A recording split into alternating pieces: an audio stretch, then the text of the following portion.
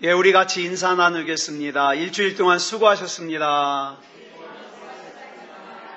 은혜 받고 돌아갑시다. 예, 이 시간에는 누가복음 16장 15절 말씀 읽었습니다. 철로역정 8번째 시간입니다.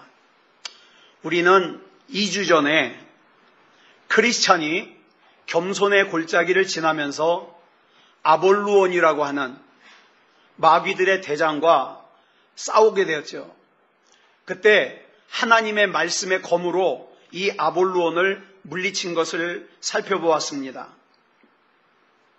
그 일이 있고 나서 크리스찬이 겸손의 골짜기를 벗어나자 곧바로 그 다음에 또 다른 골짜기가 나타났는데 이 골짜기의 이름은 사망의 음침한 골짜기예요. 벌써 이름부터 음침하죠. 마음 같아서는 이 골짜기를 피해가고 싶은데 크리스찬이 천국에 들어가기 위해서는 이 골짜기를 반드시 지나가야 되기 때문에 지나가지 않을 수가 없는 거예요. 그런데 이 골짜기에서 크리스찬은 아볼루온과 싸울 때보다 훨씬 더 힘든 어려움을 겪게 됩니다. 크리스찬이 이 사망의 음침한 골짜기의 경계에 도착했을 때 두 사람이 저 맞은편에서 빠른 걸음으로 크리스찬을 향해서 마주오는 게 보였어요. 그래 크리스찬이 그들에게 어디로 가느냐고 먼저 물었습니다. 그랬더니 이 두 사람이 다짜고짜로 하는 말이 살고 싶으면 더 이상 이 길로 가지 말고 빨리 왔던 길로 되돌아가라는 거예요.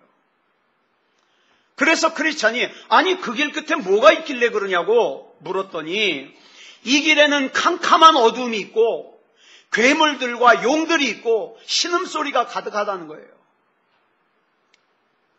그러니까 살고 싶으면 빨리 왔던 길로 되돌아가라는 거예요.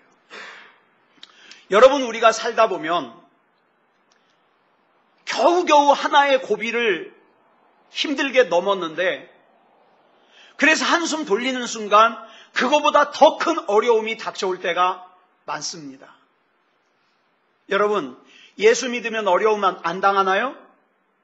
그렇지 않아요. 그런 말에 속으면 안 돼요. 예수 믿어도 어려움 만납니다.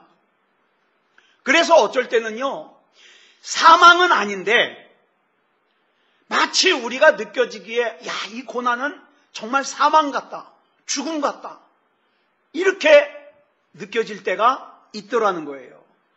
그래서 성경을 보니까 이걸 뭐라고 표현하느냐, 사망의 그늘, 이렇게 9번이나 나와요. 성경에 사망의 그늘. 그리고 여러분 잘 아시는 시편 23편에 보면 4절에 이렇게 기록하고 있어요. 시작. 내가 사망의 음침한 골짜기로 다닐지라도 해를 두려워하지 않을 것은 주께서 나와 함께 하심이라. 그래서 이 사망의 그늘을 뭐라고 표현하냐? 사망의 음침한 골짜기라고 표현하고 있는데 이것도 문자 그대로 해석하면 똑같은 뜻이에요. 사망의 그늘.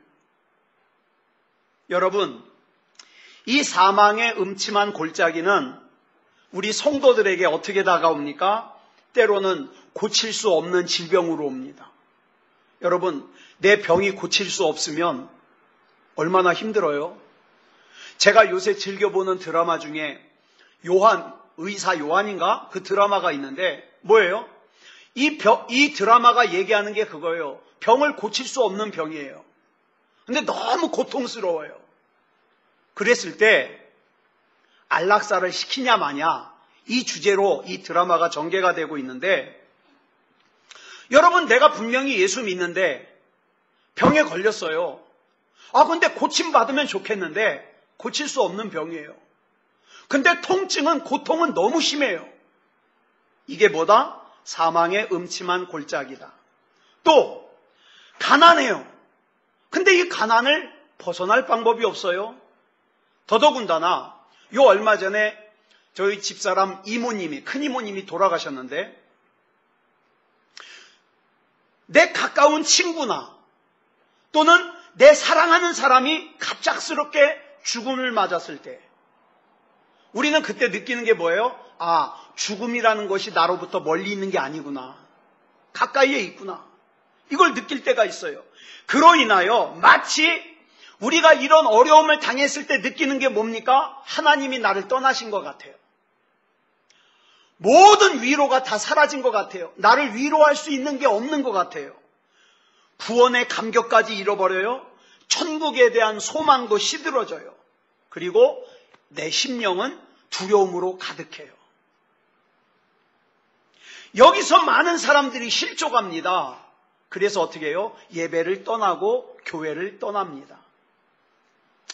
지금 순례의 길에서 돌아서서 가는 이 두 사람은요, 상당히 앞에 갔던 것 같아요. 신앙생활을 오래 했던 것 같아요. 그런데 결국 사망의 음침한 골짜기 앞에서 포기하고 뒤돌아섭니다. 예수 믿는데 왜 이 어려움이 나한테 오느냐는 거죠. 그러나 크리스찬에게는 사망의 음침한 골짜기를 무사히 통과하게 할 수 있는 세 가지의 무기가 있었어요. 저와 여러분에게도 이 무기가 중요합니다. 이 세 가지의 무기는 크리스찬으로 하여금 하나님께서 지금 나와 함께 계신다는 신뢰를 가지게 해요. 그 세 가지 무기 중에 첫 번째 무기가 뭐냐? 기도입니다. 여러분 중에서 나는 일주일 내내 기도 한 번도 안 해. 죄송합니다. 바보예요. 멍청이에요. 어리석은 사람이에요. 왜? 그게 얼마나 큰 무기인데. 크리스찬은 손에 칼을 들고 그 아볼론을 물리칠 때 썼던 칼을 들고 조심스럽게 사망의 음침한 골짜기로 들어갔습니다. 그랬더니 이 사망의 음침한 골짜기에는 오른쪽에는 큰 또랑이 있어요. 또랑. 이 또랑이 어떤 또랑이냐? 소경이 소경을 인도하다가 빠져 죽은 또랑이에요. 또 왼쪽에는 큰 수렁이 있는데 이 수렁은 뭐냐? 아무리 착한 사람이라도 한 번 빠지면 빠져나올 수 없는 깊은 수렁이에요. 그래서 이 또랑과 수렁 사이에 길이 있는데 길이 너무 좁아요. 자, 이 또랑은 뭡니까? 소경이 소경을 인도하다가 빠져 죽은 또랑이 뭐예요? 잘못된 가르침을 받고 무너진 사람들이에요. 이단에 빠지고 거짓된 잘못된 지식에 빠지고 여러분 자신이 내가 영적으로 눈을 떴는지 눈을 뜨지 못했는지 깨닫는 것은 굉장히 중요한 일이에요. 어떤 사람은 영적으로 뜨지도 못했는데 뜬 줄 알아요. 이거 자기를 속이는 거죠. 이걸 깨닫는 게 굉장히 중요한 일인데 그에 못지않게 중요한 것이 뭐냐? 나를 인도하는 영적인 지도자가 영적인 소경인지 아닌지 이걸 깨닫는 것도 중요해요. 소경이 소경을 인도하면 그 결과는 참담한 결과를 낳습니다. 그러니까 여러분 신앙생활을 재미를 찾아서 하면 안 돼요. 그리고 또 다른 한쪽은 뭐라 그랬어요? 착한 사람들이 한순간 발을 잘못 디뎌서 빠지는 수렁이라 그랬어요. 옛날에 다윗도 이 수렁에 빠졌잖아요. 옥상 어슬렁거리다가 밧세바가 목욕하는 거 훔쳐보고서 음란을 행했죠. 그런데 여러분 이 특징이 이 수렁과 또랑 사이에 있는 길이 너무 좁아요.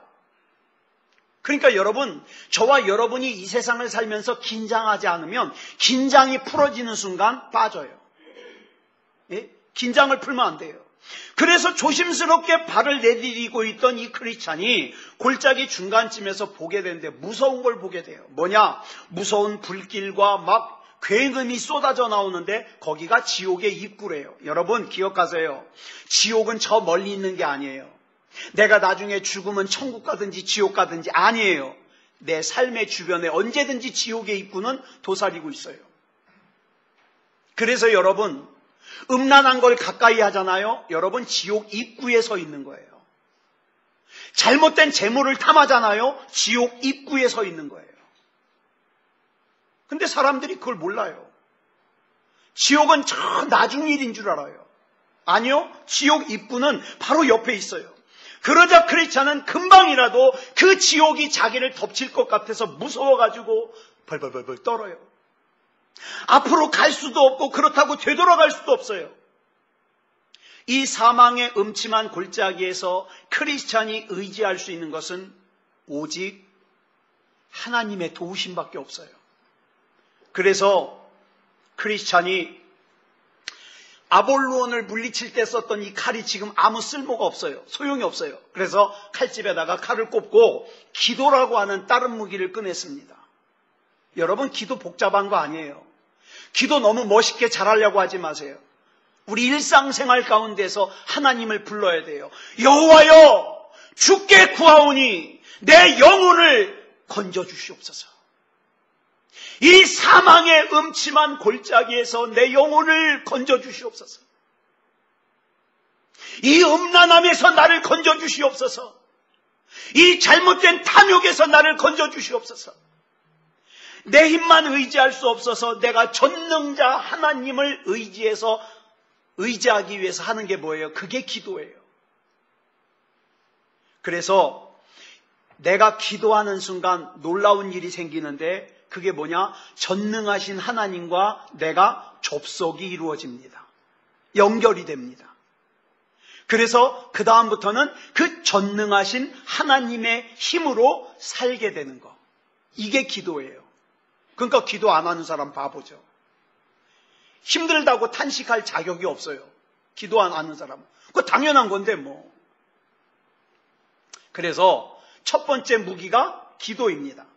그 다음 크리스천으로 하여금 하나님께서 나와 함께 하신다는 것을 신뢰하게 해주는 두 번째 무기가 뭐냐? 약속의 말씀이에요. 여러분 약속의 말씀 얼마나 가지고 계십니까? 하나님, 저는 이 말씀 믿습니다. 이 말씀이 내게 이루어지이다. 그 약속의 말씀 얼마나 가지고 있어요?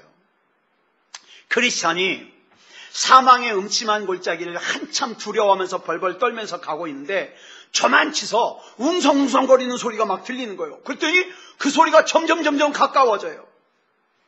그 소리의 정체가 뭐냐? 한 무리의 마귀가 크리스찬을 향해서 다가오는 소리예요. 그래서 크리스찬이 너무 두려워서 당장이라도 되돌아가고 싶은데 되돌아가는 길이 더 위험해요. 더 무서워요. 지금 힘들게 여기까지 왔는데 어떻게 되돌아가요?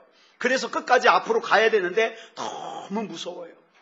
그래서 이 크리스찬이 너무 무서워서 내가 주 여호와의 능력만 의지하고 내가 걸어갑니다. 하나님 나를 건져주시옵소서, 살려주시옵소서 기도하면서 가는 거예요. 그러다가 나중에는 가까워진 그 마귀들의 그 목소리와 내가 무서워가지고 부르짖는 목소리가 어우러지는데 이게 도대체 마귀 소리인지 크리스찬이 부르짖어 기도하는 소리인지 막 분간이 안 될 정도로 어수선하게 그렇게 뒤섞였어요. 그래가지고 이 크리스찬이 정신없이 기도하면서 불타오르는 지옥의 입구를 지나고 있을 때 여러분도 다 경험해 보셨을 거예요. 마귀 하나가 끝까지 따라오면서 크리스찬의 귀에 하나님을 모독하는 말을 속삭입니다. 뭐라고 속삭이냐? 야, 이 바보야. 무슨 하나님이 있어? 그럼 바보 같은 짓 하지 마. 속삭여요. 너 지금 쓸데없이 지금 고생하는 거야. 야, 하나님이 진짜 살아계시다면 너를 이렇게 혼자 힘들게 내버려 두겠냐? 와서 도와줬지? 야, 하나님이 너 사랑한다며? 근데 네 삶 한번 봐라. 그게 하나님 사랑받는 사람의 삶이냐? 저기 예수 안 믿는 사람은 너보다 더 부자로 살아. 너보다 더 잘 살아. 너 그동안 그렇게 열심히 교회에서 봉사했는데 왜 아직도 그렇게 힘들게 살아? 너 그렇게 열심히 교회에서 봉사했는데 왜 이렇게 네 하는 일이 풀리지 않아? 너 그동안 그렇게 극성스럽게 신앙생활하고 교회 일 열심히 했는데 왜 이렇게 몸이 아프냐? 계속 하나님이 없다고 소근거려요. 야, 쓸데없는 짓 하지 마. 자꾸 속삭여요. 그러면 여러분 같으면 어떡할 거야? 야, 쓸데없는 소리 하지 말고 가라고. 그러고 그럴 것 같은데 충분히 이 크리스찬은요 그렇게 소리를 못 질러요. 왜? 자기 생각에도 그런 것 같거든요. 내가 지금 나쁜 짓 안 한 거 아니고 내가 순례의 길을 가는데 왜 내가 이렇게 힘들어야 되지? 그래서 그 마귀가 하는 말을 부정하지도 못하고 그러다 보니까 그런 자신이 괴로운 거예요. 마치 마귀가 예수님을 팔려는 생각을 가룟 유다에게 집어넣었던 것처럼 마귀는 지금 크리스찬의 속에 어떤 생각을 집어넣는 거예요? 하나님 없어. 너 쓸데없이 신앙생활한다고 어리석은 짓 하지 마. 이 생각을 자꾸 집어넣으려고 그러는 거예요. 이렇게 마귀의 속삭임으로 인해서 크리스찬의 마음이 너무 울적해요. 우울해요. 여러분 그럴 때 있잖아요. 세상에 나 혼자 사는 것 같고 아무도 나를 도와줄 수 있는 존재가 없는 것 같고 속상하고 신경질 나고 신앙생활도 쓰잘데기 없는 짓 같고 기도는 더더욱 그렇고 그럴 때 있잖아요. 없으면 다행이고. 저는 있더라니까요. 목사인데도. 꽤 울적해요. 오랜 시간을 고통스러워하면서 걷고 있는데 세상에 앞에서 누가 이렇게 크게 소리 지르는 소리가 들리는 거예요. 시편 23편 4절 시작. 내가 사망의 음침한 골짜기로 다닐지라도 해를 두려워하지 않을 것은 주께서 나와 함께 하심이라. 이 소리를 듣고 나니까 크리스찬이 갑자기 힘이 생겨요. 와, 내가 여기 혼자 가는 줄 알았더니 나 말고도 누군가 지금 이 길을 가고 있구나. 위로가 되는 거예요. 여러분 그럴 때 있잖아요. 내가 힘들어요. 근데 어떤 사람이 와가지고 얘기를 하는데 나보다 더 죽을 것 같다고 얘기를 하는 거예요. 그러면 어떻게 해요? 나는 치유가 돼요. 그죠? 그럴 때 없어요? 그런데 그 사람이 그런데 하나님의 말씀을 붙들고 승리하는 얘기를 해봐요. 나도 같이 힘이 나는 거예요. 그래서 뭐라 그래요? 하나님, 저 사람과 함께 하셔서 승리하게 하시는 하나님, 나와도 함께 해 주시옵소서. 예수 이름으로 이 문제 해결하고 승리할 수 있게 해 주시옵소서. 힘이 나더라니까요. 이게 뭐예요? 이게 여러분 간증이에요. 간증. 여러분 시편 119편 105절을 보면 이런 말씀이 나와요. 시작. 주의 말씀은 내 발의 등이요 내 길의 빛이니이다. 아멘. 여러분 진짜 하나님의 말씀이 여러분 발의 등이에요? 여러분 길의 빛이 되십니까? 근데 하나님의 말씀이 뭐가 있는지 모르면 빛이 될 수가 없잖아요. 그래서 하나님의 말씀을 가까이 해야 되는 거예요. 살면서 이런 고백을 하는 사람이 진짜 그리스도인이에요. 그러면 나는 말씀을 알아야 등이 되든 길이 되든 하지. 그런 사람은 뭐예요? 교회 다니는 사람. 근데 진짜 하나님의 말씀이 내 발에 등이 되고 내 길에 빛이 되는 사람, 어려울 때 하나님의 말씀이 자꾸 생각나고 그 말씀 붙들고 기도할 수 있는 사람, 그 사람이 진짜 그리스도인이에요. 그러니까 여러분이 그리스도인인지 교회 다니는 사람인지 스스로 한번 진단해 보세요. 하나님의 말씀을 듣는 순간 크리스찬은 지금도 하나님께서 나와 함께 계시지만 내가 지금 장애물 때문에 나와 함께 계신 하나님을 보지를 못했구나. 그러면서 위로를 받아요. 그래서 내가 쉬지 않고 계속 앞으로 나아가면 내 앞에 가고 있는 믿음의 동료를 만날 거야. 그래가지고 위로도 받고 힘을 얻어서 그 길을 가더라 이 말이죠. 마침내 어두웠던 날이 밝아오고 아침이 되었는데 아침이 되니까 크리스찬이 자기가 밤새 걸어온 길을 돌아보게 되는 거예요. 돌아가고 싶어서 돌아보는 게 아니라 도대체 내가 어떤 길을 돌아온 거야? 그러면서 돌아보니까 세상에 거기에는 더러운 또랑도 있었고 무시무시한 수렁도 있었고 막 구렁텅이 속에는 귀신과 용들이 막 뒤엉켜가지고 난리가 아닌 거예요. 근데 이제 더 이상 그것들이 나에게 영향을 미칠 수 없어요. 그래서 어떡합니까? 찬양하게 되는 거예요. 날 구원하신 주 감사. 감사. 하나님, 내가 하나님이 믿어지고 천국이 믿어지고 구원받을 만한 믿음을 가지게 된 거 감사합니다. 난 하나님이 믿어집니다. 나는 하나님이 아니면 안 됩니다. 이렇게 기도할 수 있는 거예요. 그래서 크리스찬은 찬양했어요. 그 다음에 그래서 이제 지금 두 가지 무기가 뭐라 그러세요? 첫 번째는 기도, 두 번째는 약속의 말씀, 세 번째가 크리스찬으로 하여금 지금 하나님께서 나와 함께 계신다는 것을 신뢰하게 해주는 세 번째 무기, 승리의 찬양이에요. 승리의 찬양. 예로부터 믿음의 선배들이 이런 말 했습니다. 저는 목사님들 설교 들으면서 이런 말씀 참 좋아요. 뭐라 그러냐? 기도는 영적인 싸움을 견디게 하지만 찬양은 이 싸움을 끝나게 한다. 예. 여러분, 기도는 영적인 싸움을 견디게 해요. 근데 찬양은 누가 할 수 있습니까? 이 찬양을 하나님께서 끝나게 하신다는 것을 진짜 믿는 사람만 찬양할 수 있어요. 그러니까 여러분, 교회에서도요, 노래하는 사람이 있고 찬양하는 사람이 있어요. 노래는요, 그 가사 알고 곡조 알면 다 쫓아해요. 오히려 노래하는 사람이 더 박자 리듬 잘 맞추면서 할 수 있어요. 근데 어떤 사람은 박자도 그 다음에 음도 자기 맘대로 해요. 예? 저희 아버지가요, 찬송을 부르실 때 이렇게 옆에서 보면 가사는 찬송가 장마다 다 다른데 음은 거의 똑같아요. 옛날 시조하듯이 그냥 가사로 그렇게 부르셔요. 예? 여러분, 그렇게 불러도 그 가사 가운데 내 신앙, 하나님을 향한 신뢰가 녹아져 있으면 찬양이에요. 근데 아무리 박자 리듬 잘 맞춰도 마음을 하나님 앞에 두지 않으면 노래예요. 달라요, 이렇게. 여러분, 그러면 찬양이 어떤 능력이 있느냐? 사도행전 16장을 보니까 바울과 실라가 빌립보라는 곳에서 귀신 들린 여자로부터 귀신을 쫓아내줬더니 그 사람이 점쳐가지고 벌어들인 돈을 갖다가 착취했던 사람들이 바울과 실라를 고소해가지고 감옥에 갇혔어요.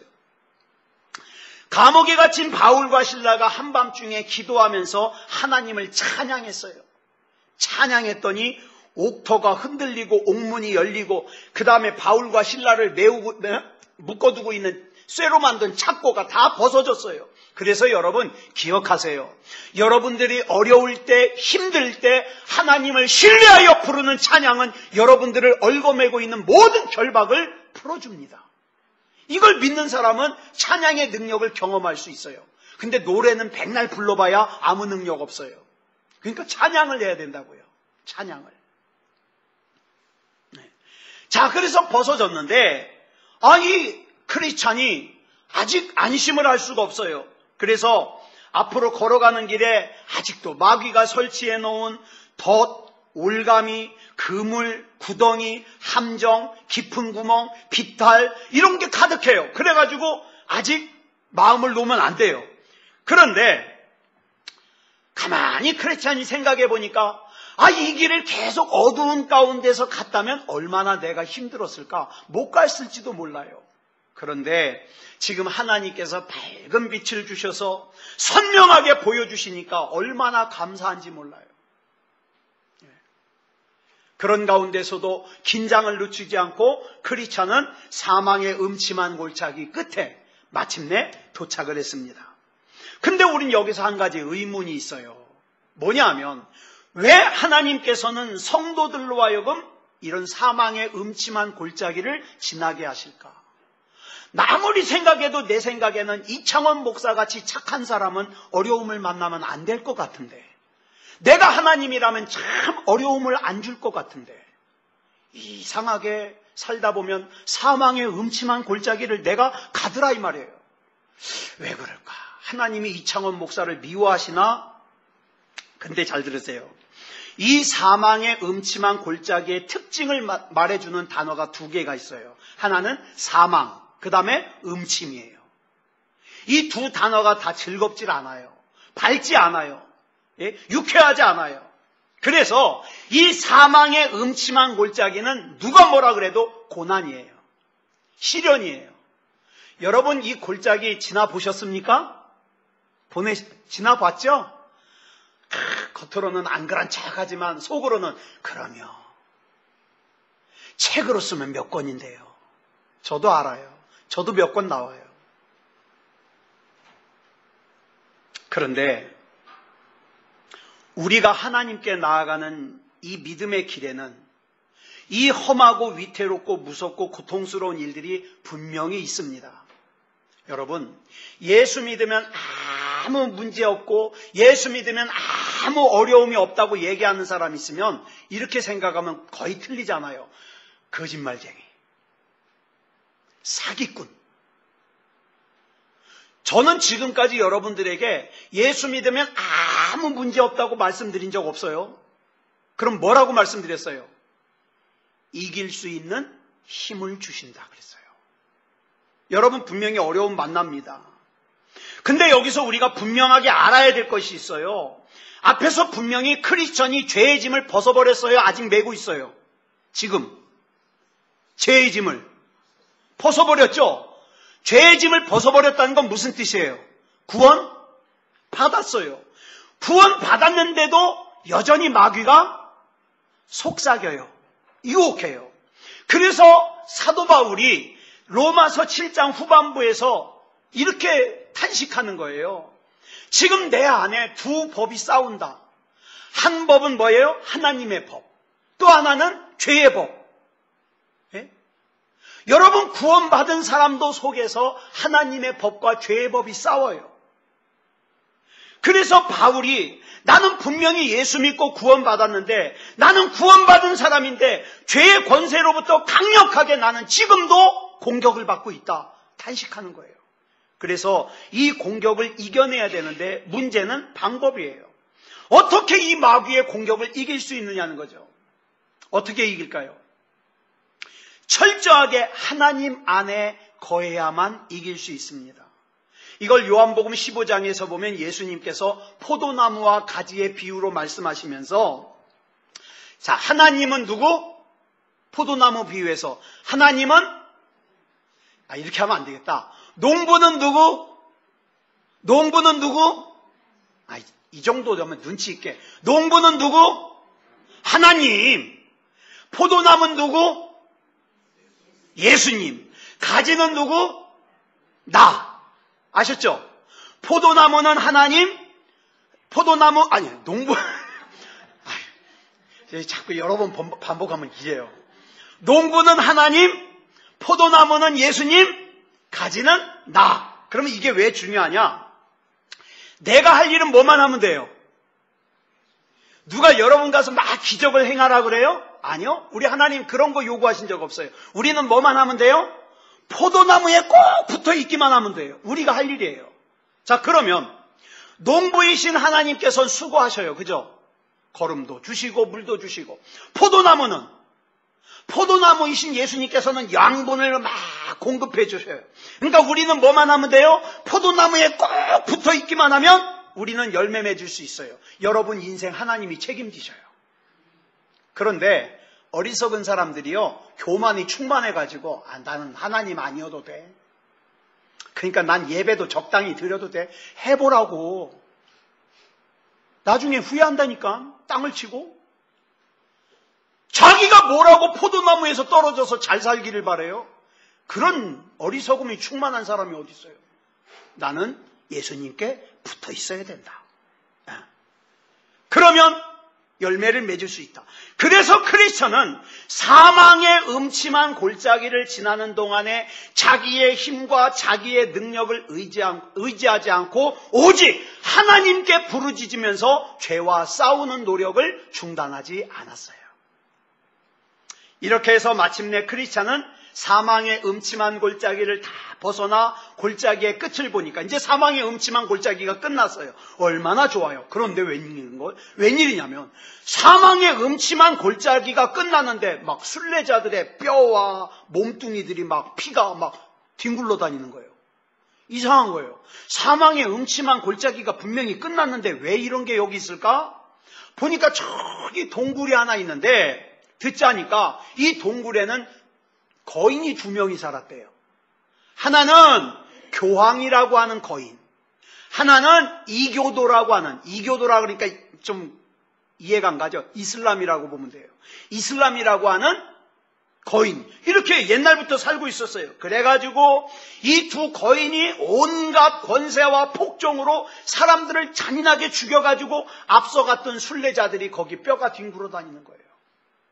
그런데 이상한 게 크리스천이 그 동굴 앞을 지나가는데 아무 일도 생기질 않아요.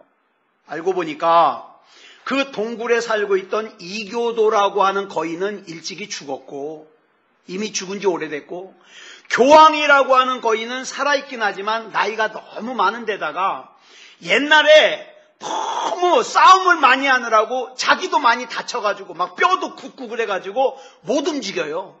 그래서 지나가는 순례자들을 비웃고 소리만 지를 뿐 해코지를 못하는 거예요. 이 얘기는 뭐냐? 여러분, 철로역정 앞에서 말씀을 드렸습니다. 철로역정을 쓴 존 버녀는 그 당시에 영국 국교회에 박해를 받는 상태였어요. 그래서 12년 동안 감옥살이를 했어요.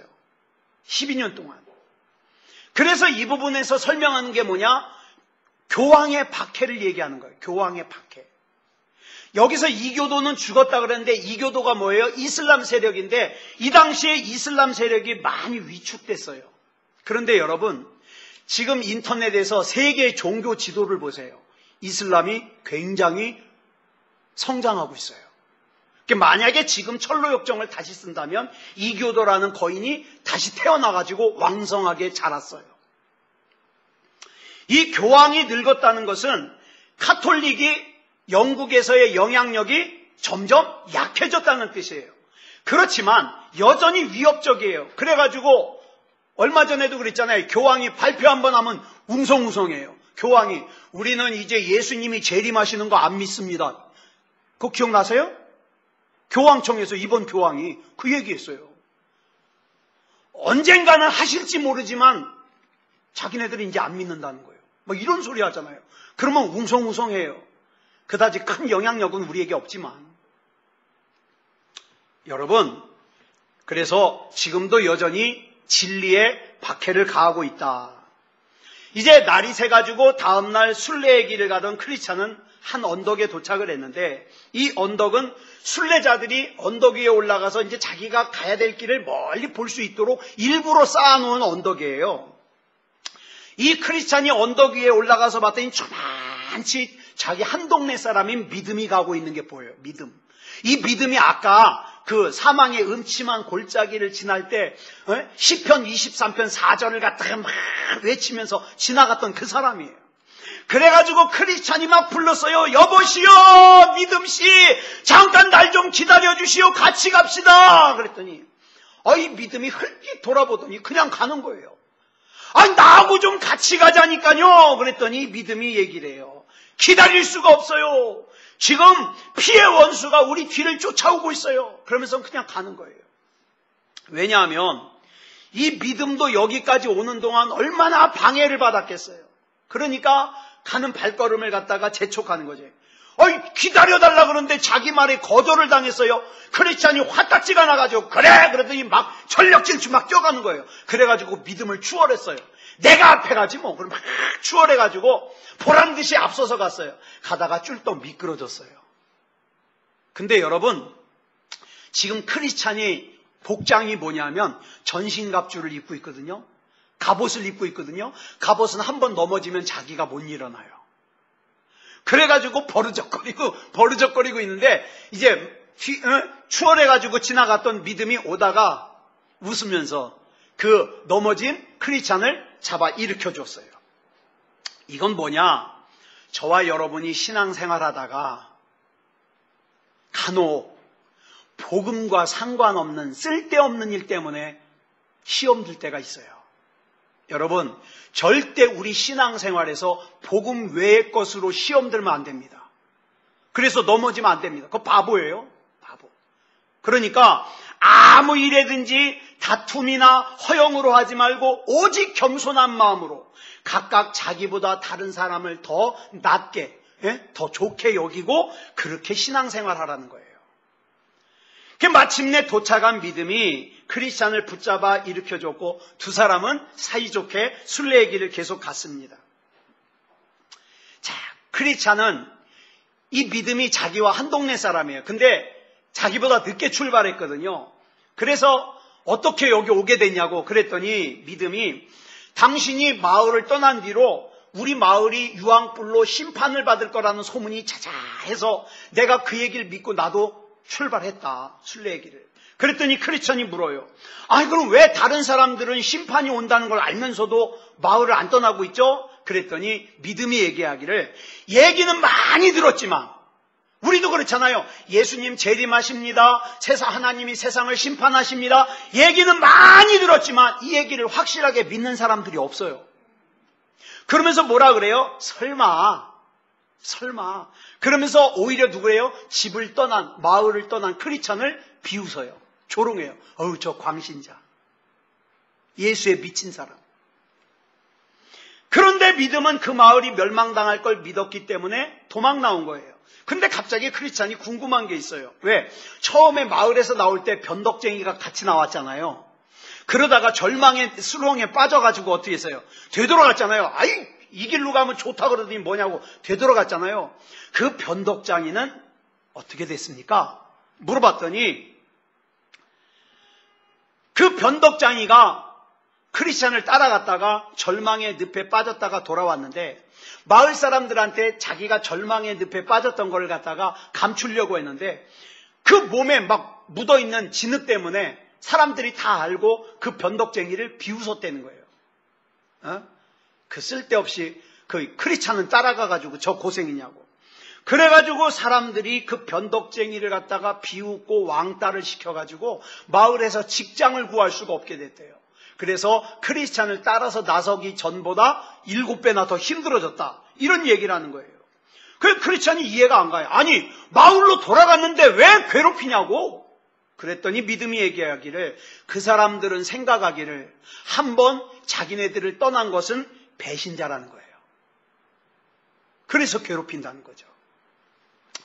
그래 크리스찬이 그 변덕쟁이가 마을과 함께 망할 걸 생각하니까 가슴이 아프지만 어떻게 해줄 수 있는 게 없어요. 그래서 이제 크리스찬이 믿음에게 여기까지 오면서 겪었던 일들을 얘기해달라 그랬더니 믿음이 크리스찬에게 이런 얘기를 합니다. 당신은 오는 도중에 절망의 늪에 빠졌던 모양인데 저는 다행히 절망의 늪에는 빠지지 않았습니다. 그런데 오는 도중에 바람둥이라고 하는 여자를 만났는데 하마터면 이 여자 때문에 큰일 날 뻔했다고. 당신은 이 여자 안 만난 게 정말 다행이라고. 글쎄 이 여자가 온갖 교태로 아양을 떨면서 내가 최고의 즐거움을 줄 테니까 나랑 같이 살자고. 그래가지고 내가 그 바람둥이 여자의 그 꼬임에 넘어가지 않으려고 눈을 꼭 감고 보따리 쫙 하고 있으니까 욕을 하고서 떠났다고. 그랬더니 이 믿음의 얘기를 들으니까 크리스천이 너무 재밌는 거예요. 또 무슨 일이 있었냐고. 그랬더니 곤고의 산을 지날 때 기만의 도시에서 살고 있다는 첫사람 아담이 자기 세 딸을 데리고 왔는데 세 딸 이름이 누구냐? 육신의 정욕, 안목의 정욕, 이생의 자랑인데 이 세 딸 다 줄 테니까 이 세 딸하고 결혼해서 살으라고. 딸 셋을 다 주겠다는 거예요. 그 다음에 사는 동안 내가 생활비 다 주고 내가 죽으면은 내 재산 다 상속해 줄 테니까 나랑 같이 살자고. 그랬더니 순간적으로 혹 해가지고 그럴까? 그랬는데 그 아담의 이맛박에 뭐가 쓰였냐면 옛사람을 벗어버리라.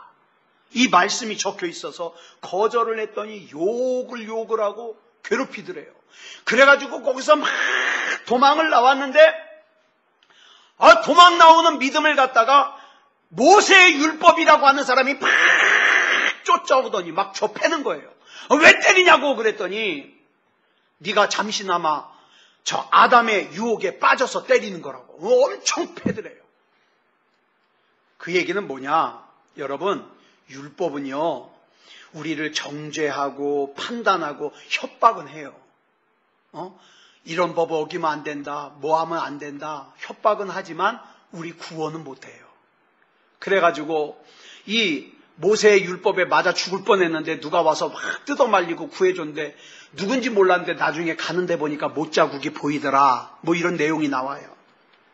여러분, 그리고 나서 이제 크리스찬이 너무 재밌는 거예요. 또 누구 만났냐고 그랬더니 겸손한 골짜기에서 불만이라고 하는 사람을 만났대요. 불만. 이 불만은 자꾸 믿음을 따라오면서 같이 돌아가자고.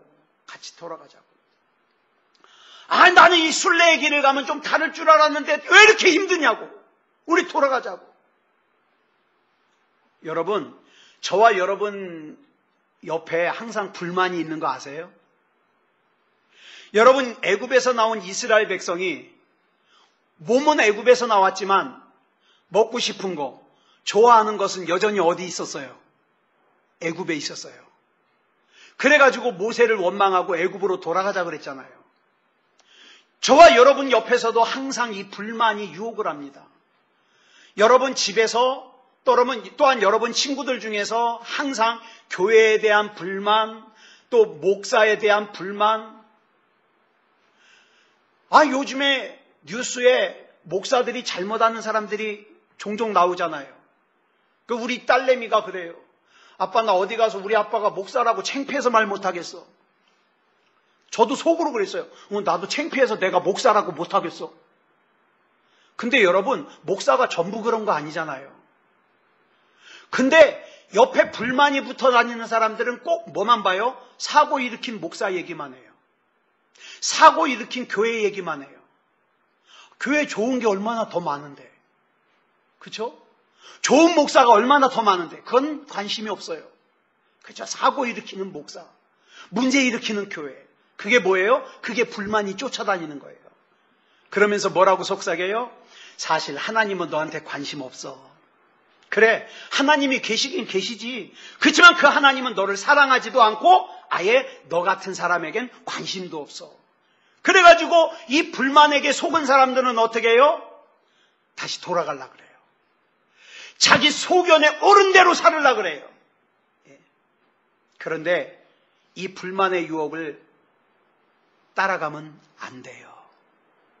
그러니까 여러분 앞으로는 교회에 대해서, 목사에 대해서 흉보는 사람이 있으면 속으로, 겉으로 하면 싸움 나니까 속으로 이렇게 하세요. 나사렛 예수 그리스도 이름으로 명하노니 악한 마귀야 물러갈지어다. 듣지 마세요. 듣지 마세요. 그 영적으로 도움이 안 돼요. 그래서 믿음다운 믿음으로 불만의 유혹을 거절하는 저와 여러분이 되시기 바랍니다. 오늘은 여기까지 볼게요. 자, 우리 찬송가 336장 부르고 우리 합심으로 기도하겠습니다. 저와 여러분이 살아가는 길에 환난도 있고 핍박도 있지만 저와 여러분이 그냥 교회 다니는 사람이 아니라 성도라면 반드시 신앙을 지킵니다. 우리 이 찬송 부르고 합심으로 기도하겠습니다.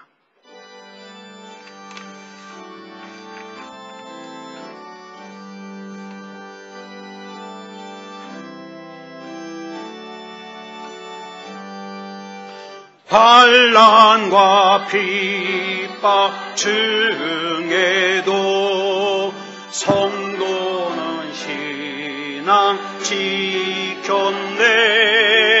이 신앙 생각할 때에 기쁨이 충만하도다. 성도의 신앙 따라서 죽도록 충성하겠네. 옥중에 매인 성도나 양심은 자유 얻었네. 우리도 고난 받으며 죽어도 영광 되도다.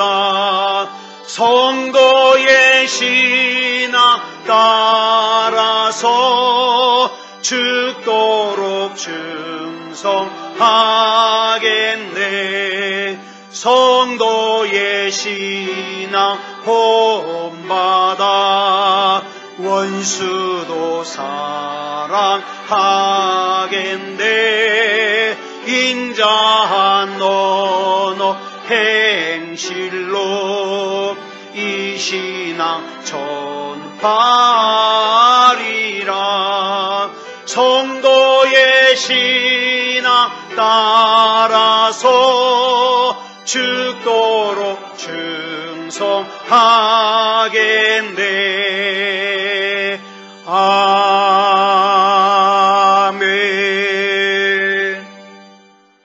우리 이 시간 같이 기도할 때에 하나님, 우리 주님 앞에 서는 그날까지 가야 되는 이 순례의 길, 하나님만 바라보고 곧게 갈 수 있게 해 주시옵소서.